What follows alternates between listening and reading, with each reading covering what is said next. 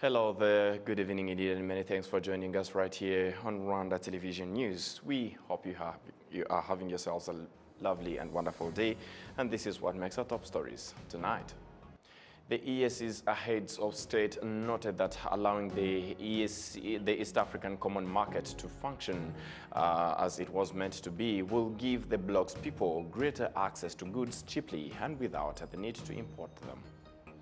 On Thursday, the Ministry of Agriculture and Animal Resources opened a national seed testing laboratory and introduced a digital agriculture and certification system.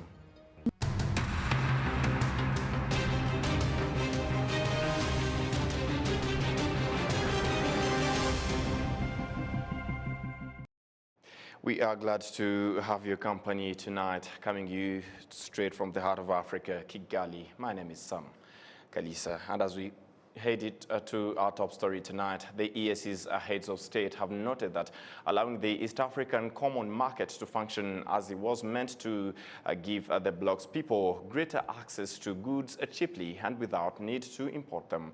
Leaders are currently gathered in Arusha, Tanzania, where Rwanda's Prime Minister is attending on behalf of President Paul Kagame. Sergeant Hore kicks us off tonight with this report.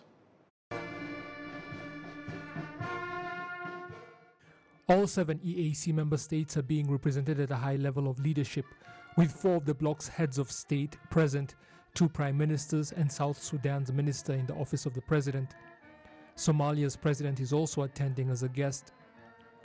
During the high-level retreat for the summit on the EAC Common Market, it was pointed out that the necessary infrastructure is required to allow the market to perform as it was supposed to and provide the expected benefits.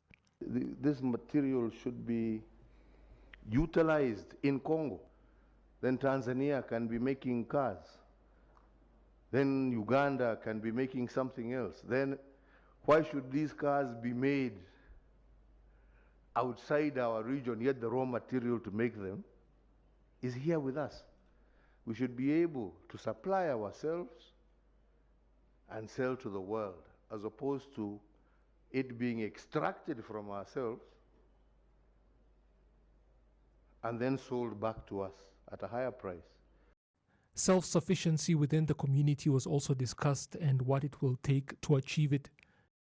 Land alone cannot do much, but we have to look on water to irrigate the land, the irrigation schemes. How are we harvesting rainwater? You know, with the climate change, there are those seasons with heavy rains and there are those seasons with droughts. But we don't harvest rainwater. We have to have irrigation schemes to irrigate the farms.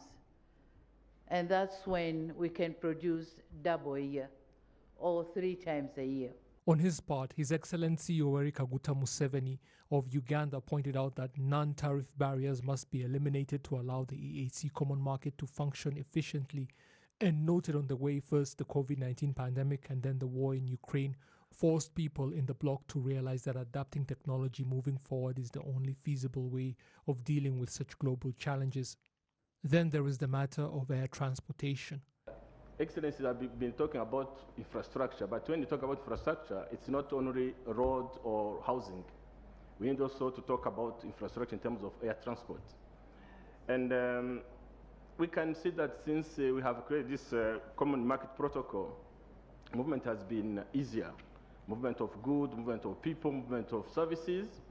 And we keep also talking about not only movement of people, but movement of skills, meaning labor, moving from a country to another.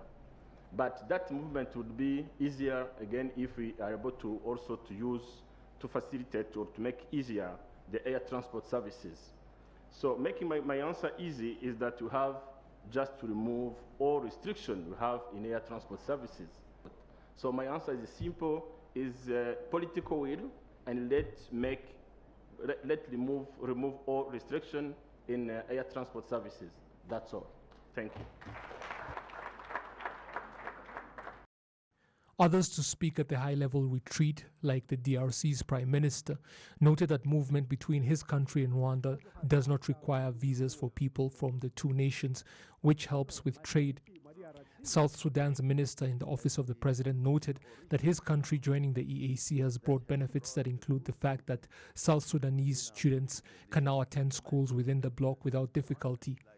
He announced that South Sudan's curriculum is now going to include the Kiswahili and French languages so that people in that country can take better advantage of the opportunities the community has to offer. In his address as a guest at the gathering, Somalia's president officially asked that his country be allowed to join the EAC. His Excellency Hassan Sheikh Mohamud pointed out that Somalia has minerals and people that would help the bloc to develop faster. Preceding the high-level retreat was another that brought together representatives from the EAC's private sector, researchers and academicians, and a report of what was discussed then was presented to the dignitaries gathered.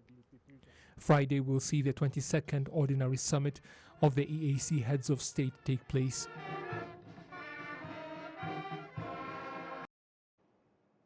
And before we take our eyes off the EAC common market, as the EAC's leaders gather in Arusha, the community's private sector has continued to call for the fast tracking of the implementation of the bloc's common market. And this following report, we are going to take a close look at the EAC common market and the analysis of what the impact could be if the EAC common market came into existence. Take a look.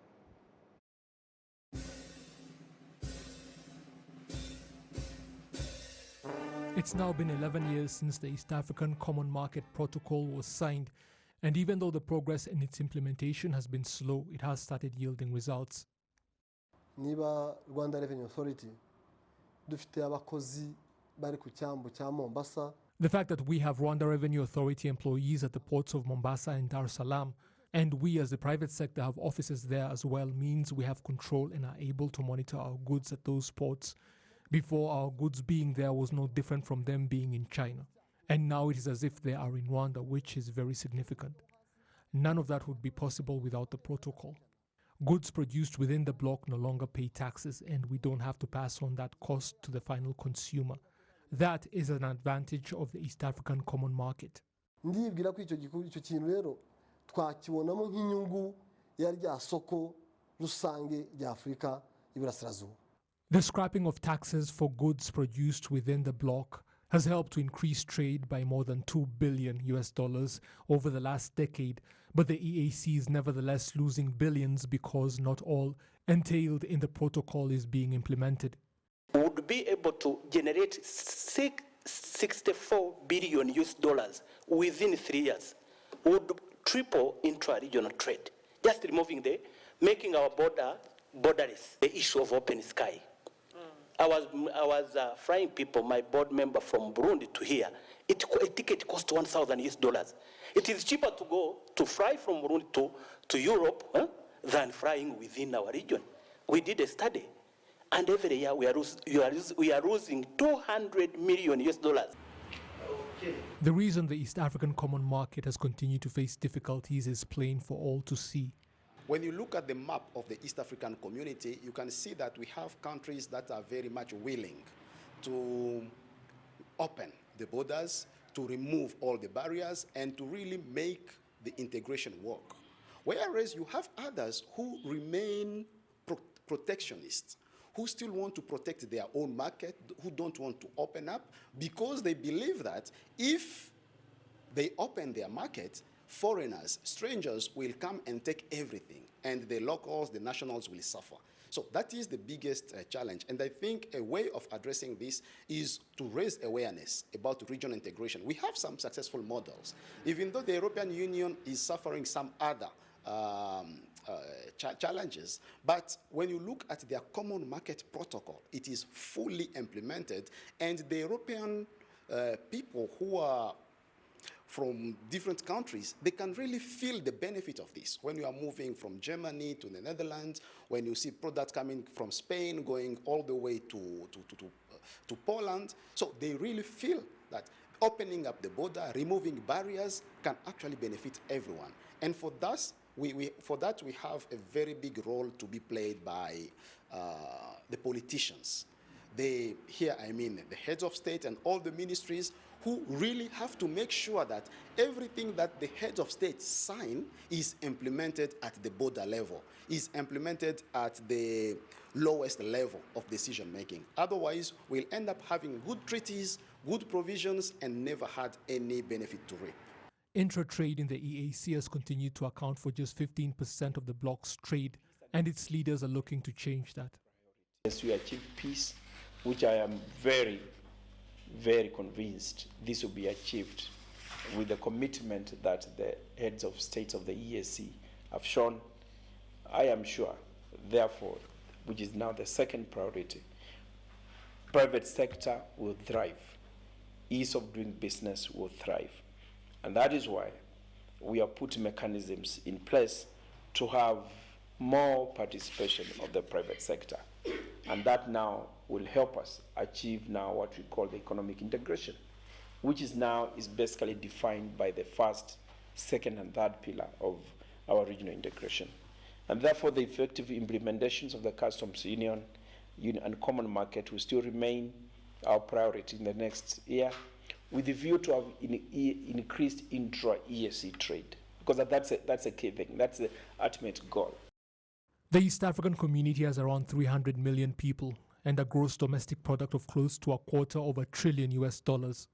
Economic experts have repeatedly stressed that fully implementing the East African Common Market Protocol would increase that figure many times over and significantly improve the social welfare of citizens.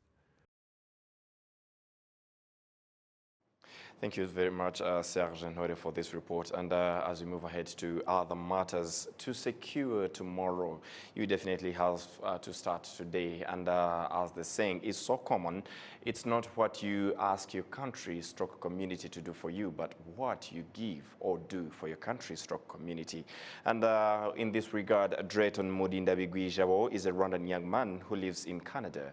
He's the founder and CEO of 20 Today, 20 Tomorrow, a youth creative hub that was recently created in 2020 particularly, and has received the 25th annual RBC Spirit of the Capital Award in Ottawa, Canada. He is joining us this evening on Rwanda Television News.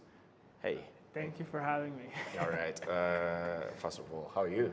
I am doing good, thank you. We'll get to the award later, but can you share with us the genesis of 20 Today, 20 Tomorrow?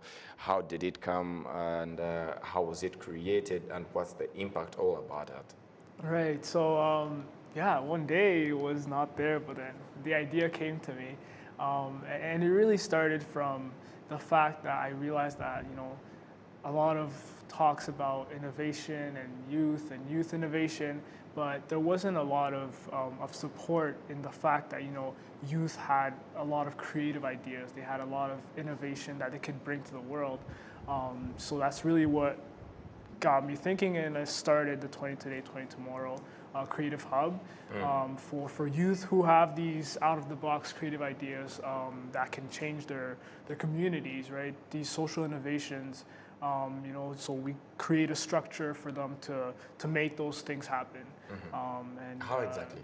Right. So, if I use an example, one of our very first initiatives called Heal Mind was to tackle mental health in our community.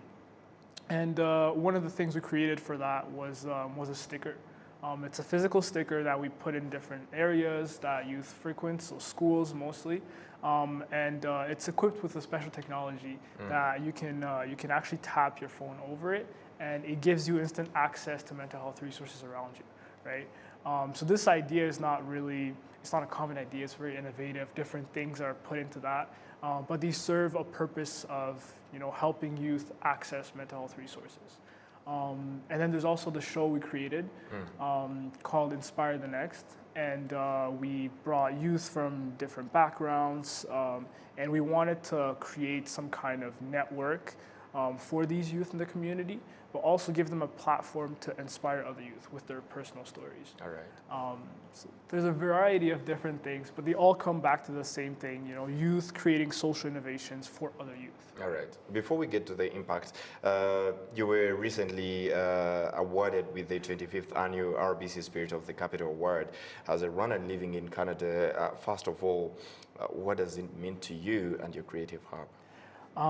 It means a lot. It means a lot. Personally, I'm not a big fan of awards, just because I believe that, you know, if you do a good work and you do work that you love, you shouldn't necessarily depend on people saying, you know, this is a good job, right? Mm-hmm. So to recognize that people saw the work I was doing and they appreciated it, I am all grateful for that.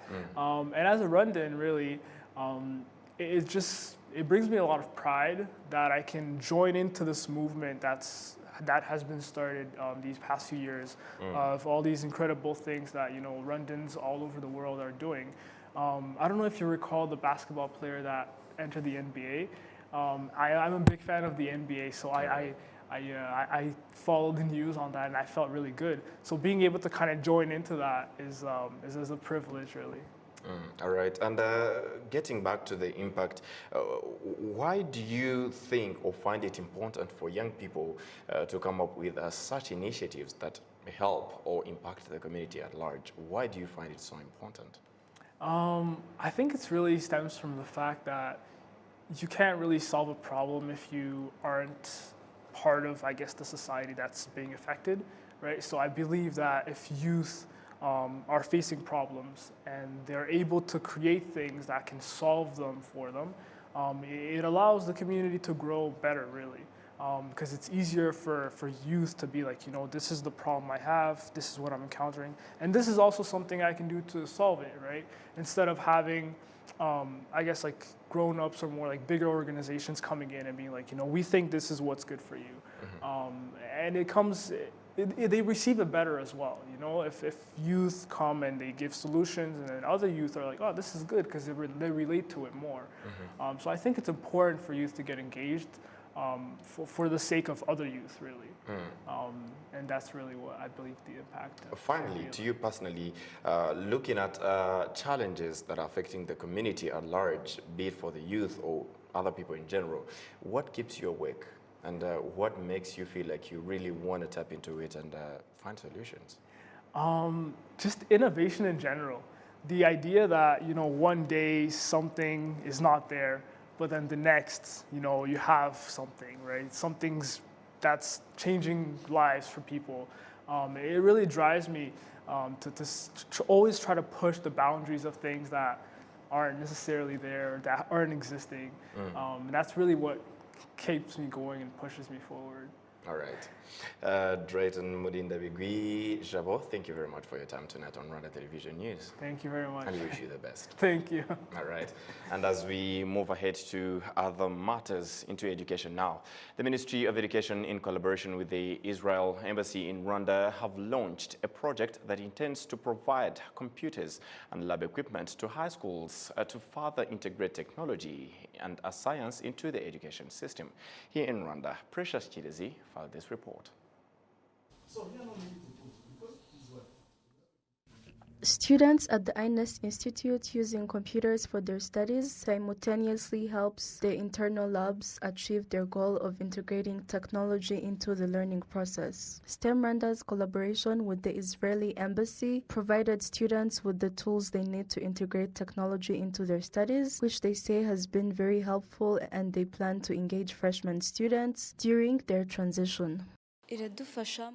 It helps us conduct our research efficiently, and in my case, as a computer science student, I appreciate the secure connection and facilities we have been provided with.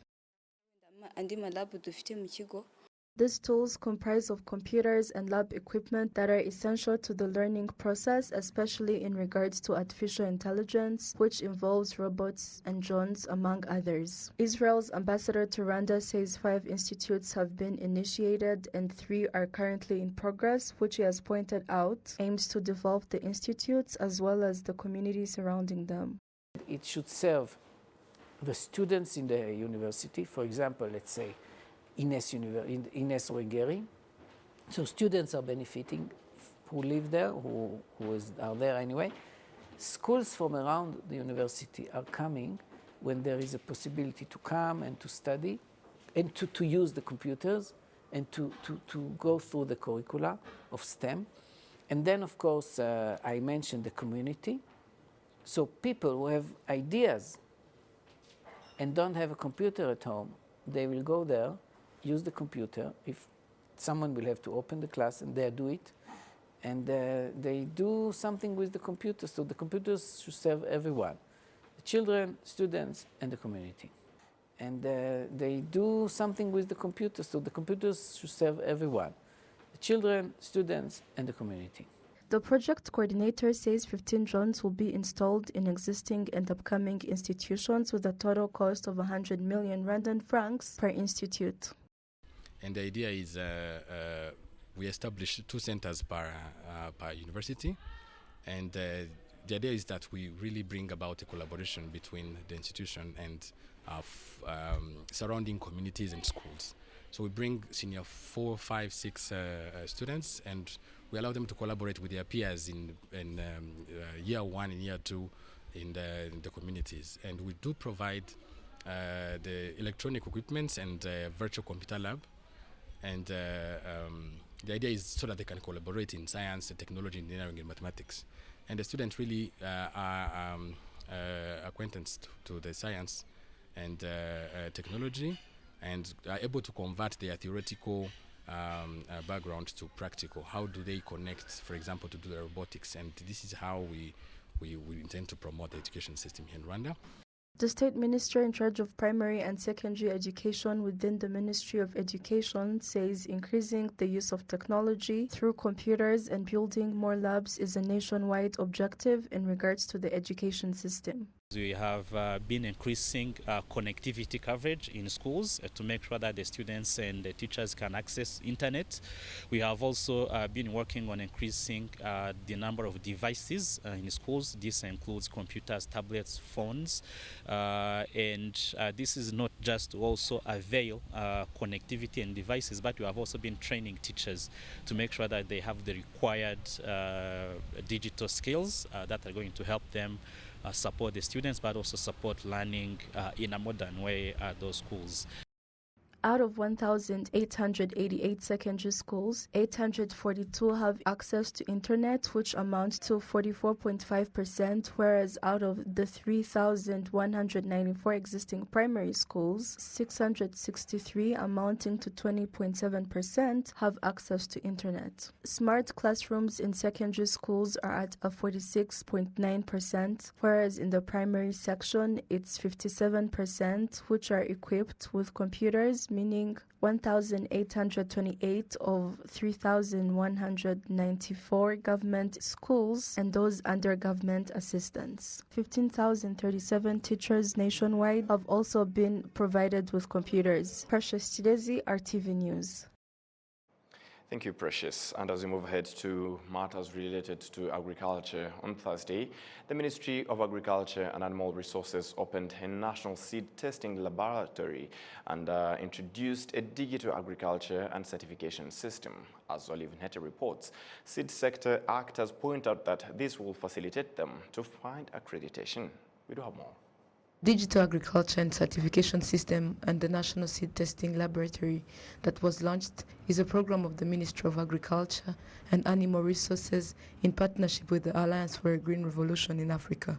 This program aims at supporting the program of Terimbuto Nziza, which facilitates in seed multiplication so that the quality seeds can be delivered to the farmers on time. Seed sector actors say that this will highly benefit them. The laboratory is one of the things needed during the seed inspection. There is one part that occurs on field, but there is also a part of the laboratory which cannot be done by just observing. It can only be seen when using laboratory equipment.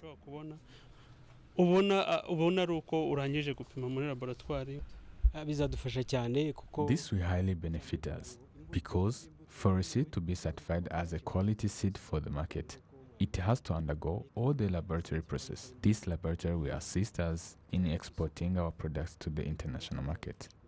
dube twemerewe kujya ku rwego ku isoko mpuzamahanga. The National Seed Testing Laboratory and inspection activities were handed over to the Rwanda Inspectorate Competition and Consumer Protection Authority.